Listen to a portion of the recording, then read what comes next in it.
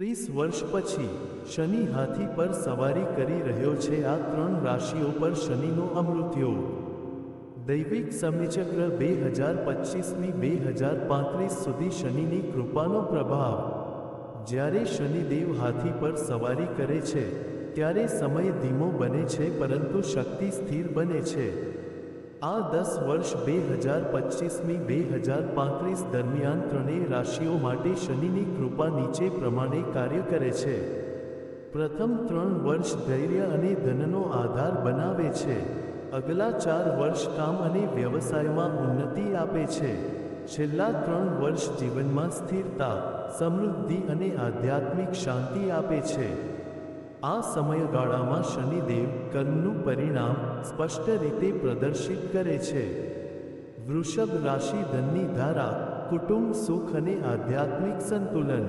શનિદેવનું પ્રથમ દૃષ્ટિકોણ વૃષભ રાશિના ધનભાવ પર છે। જૂના રોકાયેલા ધનની વસૂલી થશે। બિઝનેસ અથવા વ્યવસાય માટે નવા સંપર્કો બનાવશે। પરિવારમાં વડીલોના આશીર્વાદથી કારકિર્દી સ્થિર થશે। ભૌતિક સુખો જેમ કે વાહન, જમીન કે ઘરની ખરીદી શક્ય। શનિદેવનો દૃષ્ટિકોણ લાભભાવ પર પરિવર્તિત થશે। ફંડ, શેરબજાર, રોકાણમાં સારા પરિણામો।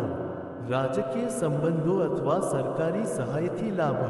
લગ્નયોગો મજબૂત બનશે। કુટુંબમાં નવો સભ્ય આવશે। સંતાન સુખ મળશે। આ સમય આધ્યાત્મિક જાગૃતિનો છે। મનમાં શાંતિ, ધર્મ, પ્રેમ અને ધ્યાનની ભાવના વધશે। વૈશ્વિક સ્તરે કોઈ મોટી માન્યતા મળી શકે। વૃષભ રાશિના લોકો માટે આ શનિનું સુવર્ણ દાયકું ગણાશે। કન્યા રાશિ બુદ્ધિ, આરોગ્ય અને રાજયોગનો ઉદય। શનિદેવ કન્યા માટે ધર્મભાવ સક્રિય કરે છે। અદૃશ્ય સહાયથી સફળતા મળશે। શિક્ષણ, સંશોધન, ટેકનોલોજી ક્ષેત્રે વૃદ્ધિ। લાંબા સમયથી ચાલતા માનસિક દબાણમાંથી મુક્તિ। આરોગ્યમાં સુધારો અને નવી ઉર્જા। શનિદેવ કારકિર્દી ભાવને પ્રકાશિત કરે છે। નોકરીમાં ઉચ્ચ સ્થાન પ્રાપ્ત થશે। વિદેશી કંપનીઓ સાથે જોડાણ શક્ય। સંતાનનું શિક્ષણ ક્ષેત્રે તેજસ્વી પ્રદર્શન। ભાગીદારીના કાર્યોમાં અદ્ભુત સફળતા।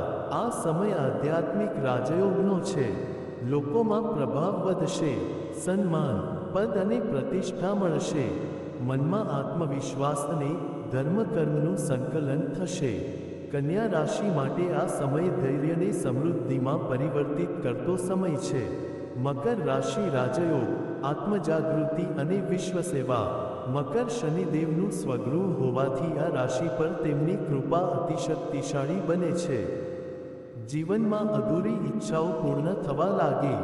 દફતર કે રાજકારણમાં અધિકારી પદ પ્રાપ્ત થઈ શકે। પૂર્વજોના આશીર્વાદથી કુટુંબમાં સમૃદ્ધિ। નવા ઘર, જમીન અથવા પ્રવાસ સંબંધિત યોગ। ધનભાવ મજબૂત બનશે।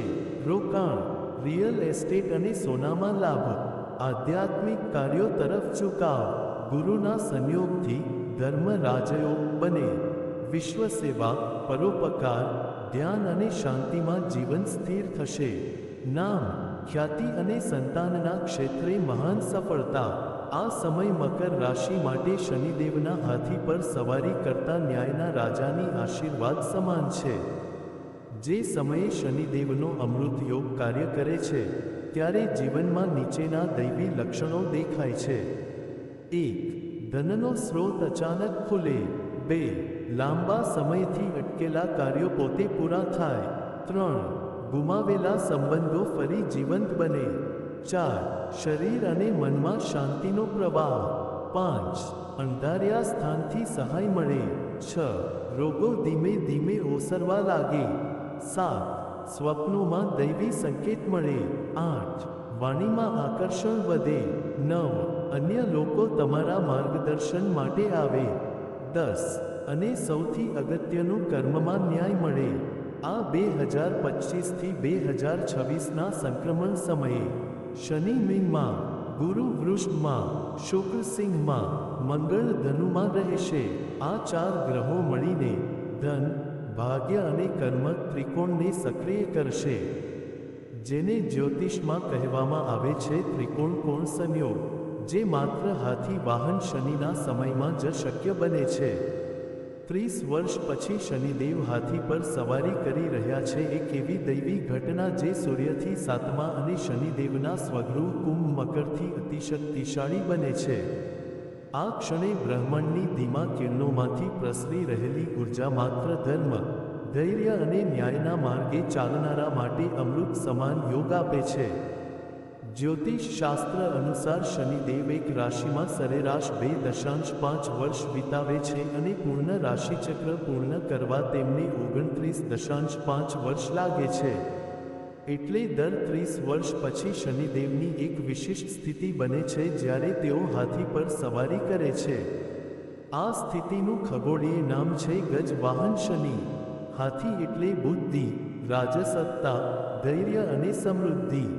જ્યારે શનિદેવ આ વાહન ધારણ કરે છે ત્યારે તેઓ પોતાના ભક્તોને આપે છે અપરિમિત ધન સંપત્તિ, શાંત મન અને સ્થિરતા, લાંબા સમય સુધી ચાલતી સફળતા, ધર્મ અને ન્યાયની દિશામાં ઉન્નતિ, કષ્ટો પછી સુખનો અમૃત. આ સમયગાળાને જ શનિનો અમૃત યોગ કહેવામાં આવે છે કારણ કે આ સમયે કર્મથી મેળવેલા ફળો દૈવી કૃપા સ્વરૂપે ઉતરતા હોય છે. શનિદેવના 4 મુખ્ય વાહન. જ્યોતિષ અને પુરાણોમાં શનિદેવના 4 મુખ્ય વાહનો ઉલ્લેખાય છે. 1. ગદા ગજ દુઃખ અને પરીક્ષાનું પ્રતીક. 2. સિંહ શાસન અને ન્યાયનું પ્રતીક. 3. હંસ આધ્યાત્મિક ઉન્નતિનું પ્રતીક. 4. હાથી ગજ સમૃદ્ધિ અને દિવ્ય શક્તિનું પ્રતીક. જે વર્ષોમાં શનિદેવ હાથી પર સવારી કરે છે તે વર્ષો રાજયોગ અને ધનયોગના ઉત્તમ સમય ગણાય છે. 30 વર્ષ પછી શનિદેવનું હાથી પર પુનરાગમન. સૌથી છેલ્લે હાથી વાહન શનિ યોગ 1995ના આસપાસ બન્યો હતો. ત્યારથી આજે 30 વર્ષ બાદ 2025થી 2026ના સંધિ વર્ષમાં ફરીથી એ જ યોગ પુનરાગમન કરે છે. આ વખતે શનિદેવનું સ્થાન કુંભ રાશિથી મીનની તરફ ગતિમાન સ્થિતિમાં, જ્યાં તેઓ ગુરુના આશીર્વાદથી અમૃત યોગ રચશે. આ સમયખંડ દરમિયાન જે રાશિઓ શનિદેવના પ્રિય તત્વો ધરાવે છે, પૃથ્વી તત્વ અને વાયુ તત્વ, તેઓ સૌથી વધુ લાભ મેળવે છે. આ 3 ભાગ્યશાળી રાશિઓ શનિદેવના હાથી વાહન યોગ દરમિયાન સૌથી શુભ ફળ આપનારી રાશિઓ છે. 1. વૃષભ રાશિ સ્થિરતા, ધન અને કુટુંબ સુખમાં વધારો. 2. કન્યા રાશિ કારકિર્દી, આરોગ્ય અને સંતાન સુખમાં ઉન્નતિ. 3. મકર રાશિ રાજયોગ, સત્તા અને આધ્યાત્મિક શક્તિમાં વૃદ્ધિ. વૃષભ રાશિ માટે અમૃત યોગનો ઉદય. વૃષભ રાશિના જાતકો માટે આ શનિ યોગ એ જીવનમાં એક એવું દ્વાર ખોલે છે જે કર્મફળની સમૃદ્ધિ અને કુટુંબના પુનઃઉત્થાનનું પ્રતીક છે. શનિદેવ તમારા માટે અર્થ ત્રિકોણ સક્રિય કરશે. ધનભાવ, લક્ષ્યભાવ અને લાભભાવ ત્રણેય પર તેમની કૃપા વરસશે. વૃષભ માટે આશીર્વાદરૂપ ફળ. ગુમાવેલું ધન પાછું મળે. પરિવારના સભ્યો વચ્ચે એકતા વધે. નવા ઘર, જમીન અથવા વાહન ખરીદીના યોગ. નોકરીમાં પ્રમોશન અથવા સ્વરોજગારનો વિસ્તાર.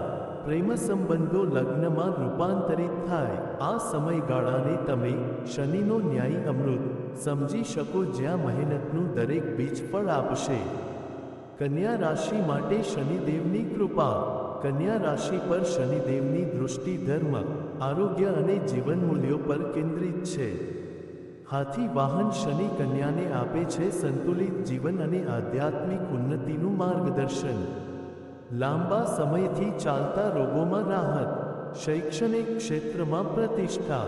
વિદેશ અથવા રાજ્યની સેવા ક્ષેત્રે સફળતા.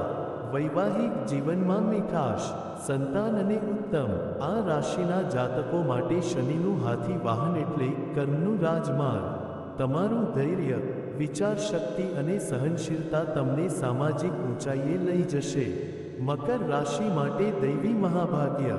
મકર શનિદેવનું સ્વગૃહ છે, તેથી જ્યારે શનિ હાથી પર સવારી કરે છે ત્યારે મકર જાતકોને મળે છે સંસારિક અને આધ્યાત્મિક બંને ઉન્નતિ. લાંબા સમયથી અટકેલા કાર્યો પૂરા થાય.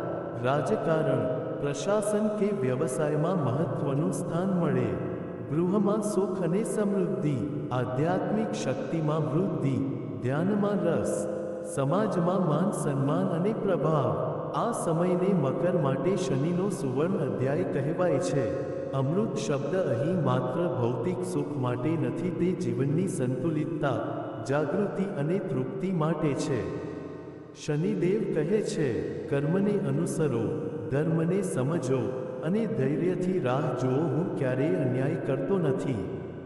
હાથી વાહન શનિ એ જ શિક્ષા આપે છે, ધીમું ચાલો પણ મજબૂત ચાલો.